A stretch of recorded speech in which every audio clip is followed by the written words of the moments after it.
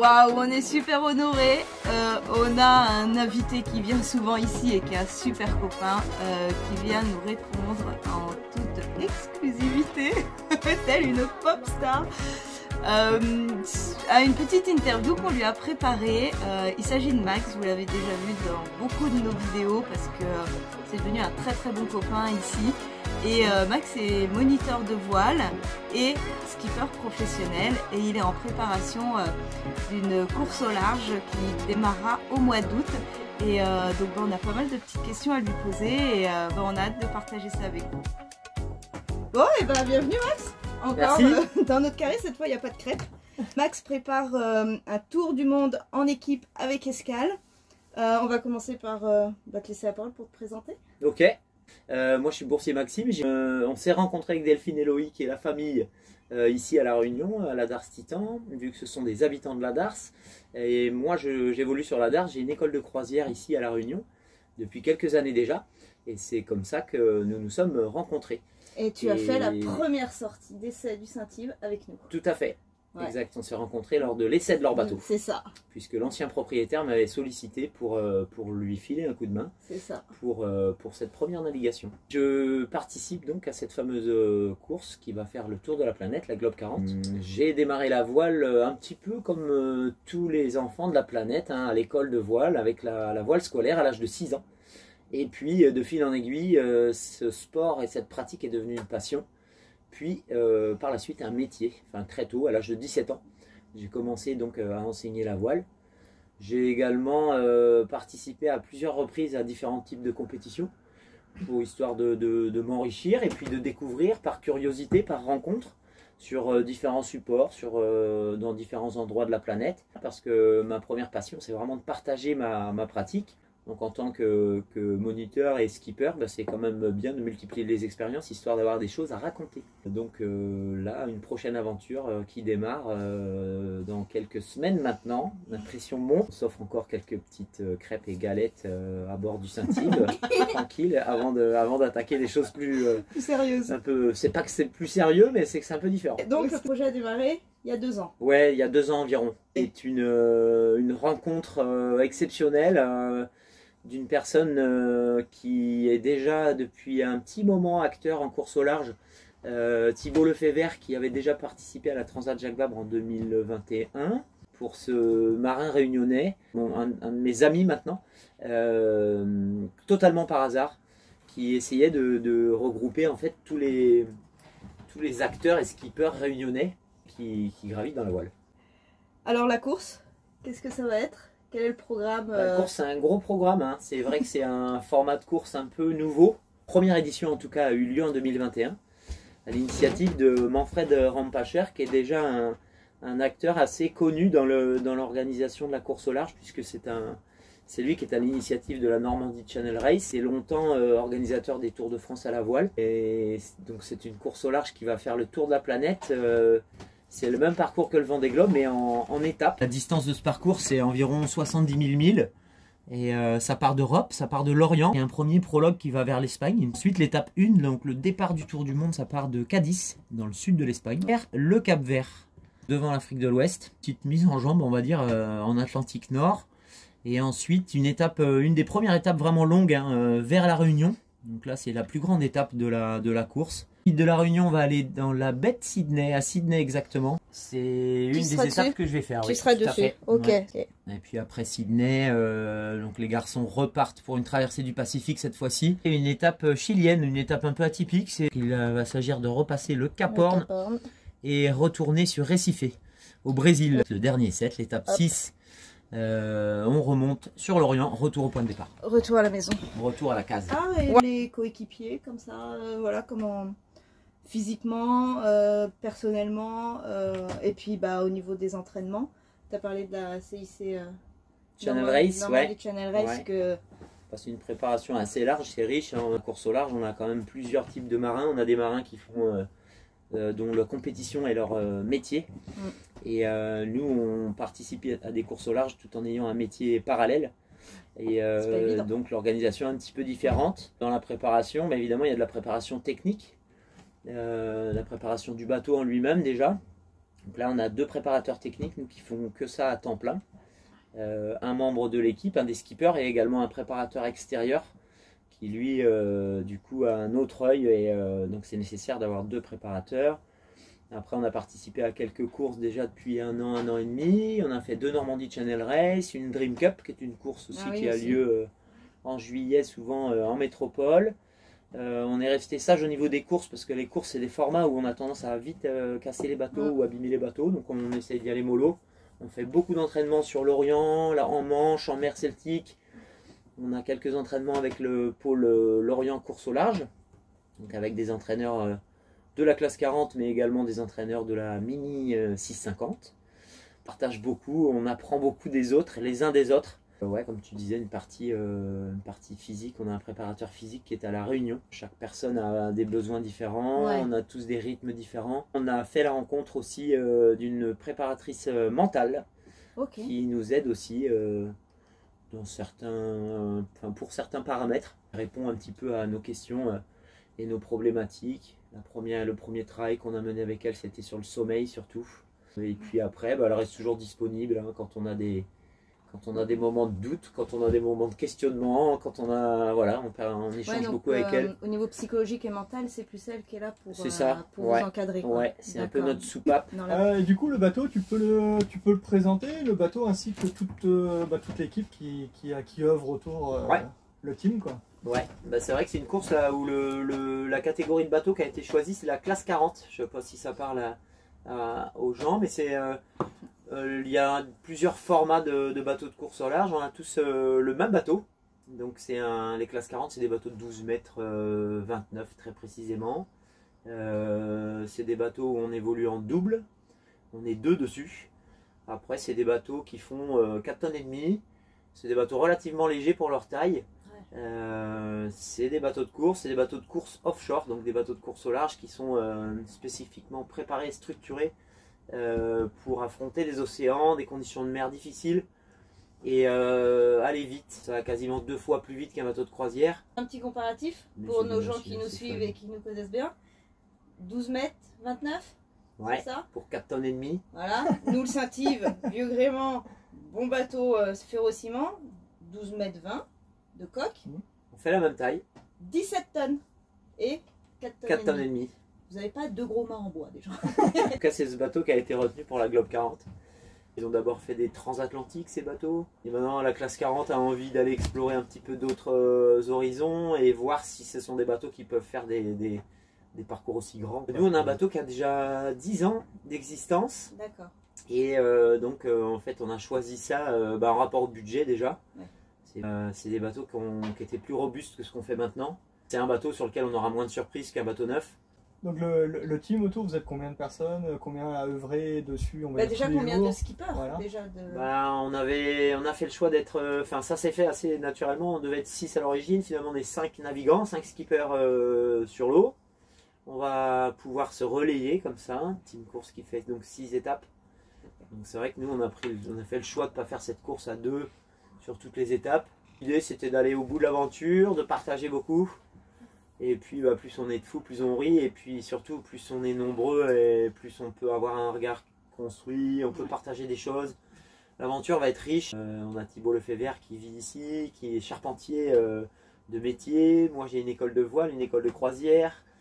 François Martin, lui, a longtemps travaillé en tant que skipper ici aussi sur les bateaux, les catamarans de Saint-Gilles là, qui font des balades. Victor Jost, lui, est né à La Réunion. Après, il a vite mis le pied à l'étrier dans la course au large. Il a fait une route du Rhum, plusieurs routes du Rhum, plusieurs transats Jacques Vabre. Il travaille sur des projets IMOCA aujourd'hui, donc des projets de 60 pieds, les bateaux qui font le Vendée Globe. Benoît Langlais, qui lui est pareil, il a appris la voile à La Réunion. Il y est resté une quinzaine d'années, Benoît. Et maintenant, il est pilote de bateau à passagers sur l'Orient. Il a participé à des mini-transats. Et pareil, il fait partie de notre team. On a 5 personnes également à terre. Donc on a 3 personnes en communication. Une personne qui a une société de communication à La Réunion, une personne qui nous aide de métropole, et Charles Motte, qu'on ne présente plus, qui est notre chef de projet et qui coordonne un petit peu toutes nos actions. C'est le plus jeune de l'équipe et à la fois c'est notre papa à tous. C'est lui qui nous dit où est-ce qu'on a oublié nos clés, nos téléphones, nos paires de chaussettes. C'est lui qui nous demande de faire des vidéos. Bref, c'est une belle interaction. Sans compter notre préparateur physique et puis notre préparatrice mentale. Du coup, pour vous, le niveau de la logistique, là, ça doit être un sacré défi. La distance entre le bateau étant présent en métropole à Lorient et vous étant présent ici à La Réunion, travailler ici. Partager votre temps, ça doit pas être simple. Ouais, c'est vrai que on va croire qu'on doit aimer les trucs un peu compliqués. Mais c'est toujours un peu la même contrainte en fait à La Réunion. Île qui est quand même loin de cette dynamique de course au large, c'est vrai. C'est pour ça aussi qu'on a souhaité mener à bien ce projet. Après, là la chance qu'on a nous, c'est qu'on est 2 skippers à La Réunion. On travaille ici toute l'année. Et puis, on a les 3 autres skippers qui travaillent en métropole. Donc, et là, on a la chance d'avoir François Martin, tonton Fanche, qui lui travaille à Lorient depuis quelques années, qui a travaillé pour le projet d'Initiative Cœur, le projet de Samantha Davis, qui a travaillé pour pas mal déjà d'écuries de course au large, et qui nous a du coup facilité toutes les connexions. Nous, quand on peut, on remonte, on va s'entraîner, on revient. C'est pas inintéressant aussi de tester ce genre de format. Et donc vous avez des partenaires pour vous soutenir Ah ouais, c'est vrai que faire ça à fond propre, ce serait compliqué. C'est ça. Enfin, compliqué, je pense pas pour les gens qui ont des gros portefeuilles, mais c'est pas notre cas. D'abord une histoire de passion, donc on a des partenaires. C'est une course qui va durer 8 mois, c'est un projet qui va durer en tout entre 2 et 3 ans. Donc les partenaires, c'est la radio Freedom. Une radio libre de La Réunion qui a maintenant bientôt qui va fêter ses 45 ans d'existence. Wow. Et puis cette radio était déjà partenaire, c'est une rencontre avec Thibaut qui s'est faite déjà il y a quelques années. Et quand on leur a évoqué le projet Tour du Monde, ils ont vraiment eu les yeux qui brillaient et ils nous ont suivis, et merci à eux parce que sans eux on ne ferait pas grand chose. La région Réunion évidemment aussi a mis la main à la pâte, la Ligue voile réunionnaise également. Et au niveau du projet en lui-même, tu nous expliquais qu'il y a plusieurs facettes du projet. Ouais, c'est vrai. Ça ne se cantonne pas simplement à une course à la voile. Même si c'est vrai que c'est le premier challenge, la première aventure, c'est une course à la voile. On va d'abord faire un tour du monde avec des bateaux qui vont vite. Au-delà de ça, il fallait aussi essayer d'étoffer le sujet. Mais c'est vrai que derrière ça, il y a aussi un projet. La Réunion, c'est à 11 000 km de la métropole. Et La Réunion, pour faire avancer des projets, il faut de la lisibilité. C'est pas évident quand tu es au milieu de l'océan Indien. Et c'est vrai que c'est un projet qui va beaucoup booster en fait tous nos projets déjà en cours. Favoriser la pratique de la voile dans les différents clubs déjà existants. Il y a beaucoup de projets pédagogiques qui sont menés autour de la course. Déjà depuis 1 an et demi. Et puis ça va perdurer encore même au-delà et après la course.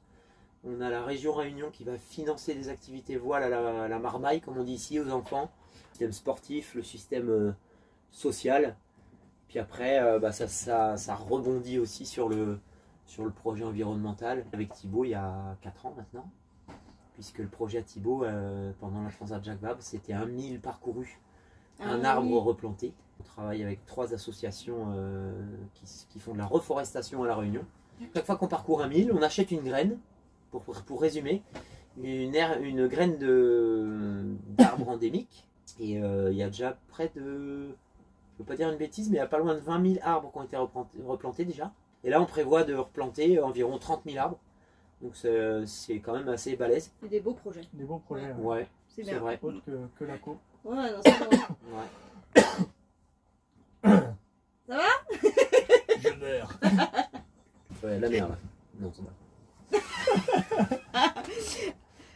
On va parler un peu stratégie, navigation, vie à bord. Ça fait flipper un peu. Ça fait flipper. Non. Oui, alors? Stratégie globale de la course. En gros. À fond? C'est quoi votre but? Bah non, ouais. Un tour du monde, hein, ouais. C'est ça. Un tour du monde, donc évidemment, 70 000 milles. Pour ceux qui ne savent pas ce que c'est que des milles, ça fait 140 000 km environ, donc on va ménager la monture. Il va falloir aller au bout. Donc il faut préserver les marins et préserver la machine, c'est vraiment la première politique. Ouais. On se met quand même dans des situations qui sont un petit peu sollicitantes pour le matériel et les marins.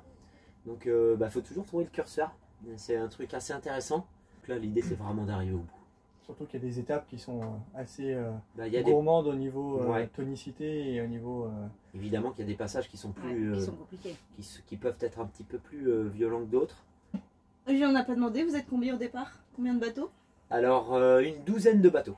Est-ce que tu as déjà navigué dans des zones ou des traversées qui vont être faites ou... Non, il y a beaucoup de zones qui vont être vraiment une première pour moi. Si, un petit peu, tu vois, là, toute la première partie de parcours jusqu'à l'Afrique de l'Ouest, c'est vrai que je n'ai pas une expérience énorme du secteur, mais j'ai déjà quand même traîné par là. L'océan Indien, dans la zone, oui, mais la traversée totale, non. Ça va vraiment être une première aussi. Et puis la section brésilienne, non, pas encore. Oui, après voilà. C'est très très loin tout ça. Donc avec Victor, lui il connaît bien le parcours, on va faire cette section-là. Et concrètement, à bord, comment vous gérez le sommeil, les repas, l'hygiène? Ah oui. Parce que c'est le quotidien quoi. On n'a pas trop de confort à bord des bateaux de course. Ça, vous le savez, c'est vrai que c'est des bateaux qui sont dépouillés de tout confort même. C'est très simple, pour la chasse au poids en fait, de manière à être léger. Et puis robuste aussi. Donc la vie à bord c'est simple, c'est super simple, c'est assez spartiate. On est un petit peu comme des trailers dans le cercle de Mafat ou des randonneurs. On mange vachement de nourriture lyophilisée. C'est vrai que pour cause de poids, puis de facilité de préparation également. Parce qu'on n'a pas de cuisine, vous imaginez bien, on a un petit réchaud, on appelle un jet boil, de l'apertisé. Donc l'apertisé c'est de la nourriture sous vide, plus gourmand que le lyophilisé. Il y a un peu plus de goût. Après, le lyophilisé a beaucoup évolué quand même. La première semaine, de toute façon, on peut quand même être encore sur du produit frais minimum, au moins les 7 premiers jours. Il y a quand même des choses qui se conservent bien. Des petites gourmandises qu'on peut garder longtemps. Le chocolat, on peut le garder longtemps. Voilà. Des sucreries. Oui, on essaye quand même de se faire plaisir un minimum. Tout ce qui est hygiène à bord, c'est simple, c'est super simple, c'est très sommaire aussi, comme la bouffe. On n'a pas de douche à l'italienne, ni de baignoire, vous imaginez bien, ce serait cool, mais c'est pas possible. Donc on fait simple, ça va dépendre plutôt de la météo en réalité. Oui.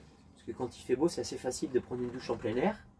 Au large du Brésil, par exemple, c'est vrai que ça s'imagine assez facilement. Au Cap Horn? Cap Horn, c'est déjà un autre sujet. On est rapidement sur de la douche en cockpit. On a une petite douche solaire, là, on est en train d'imaginer un petit truc facile. Les douches solaires, ça tout le monde connaît. C'est vrai que c'est pas mal. On a aussi, parce qu'on est un peu... Au niveau hygiène, on est un peu au même niveau, tu vois. C'est simple. Aussi, parce qu'on n'a pas de douche, on avait tout ça. Et puis on est entouré d'eau de mer. C'est se laver à l'eau de mer et se rincer juste à l'eau douce. Exactement, ça se fait très très bien. La météo est très mauvaise.